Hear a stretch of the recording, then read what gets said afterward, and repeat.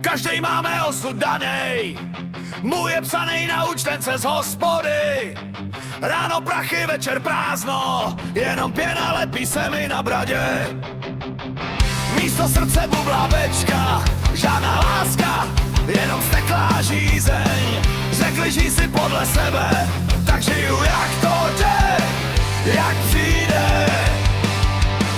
Mám v osudu chlastat pivo, mlátit hlavou do sudu. Denně musím nádech, loka pak zaševnej humor. Místo srdce, starý sud a v něm jen pěna. Resa chlast, tohle je můj osud. Pivo pít a hlavu mlátit osud. Hey!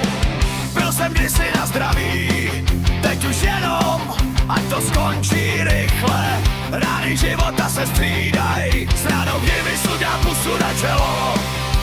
V těle jenom hořkej proud, v hlavě prázdno, kolem křivej smích, kdo mě zná. Ten ví, že nechce vidět mě, až se sud zastrefí. Rány osudu mě vzali za krk, zatlačili čelo hluboko do dřeva. Jestli je to trest, tak ať už aspoň teče, ať to není zbytečná krev.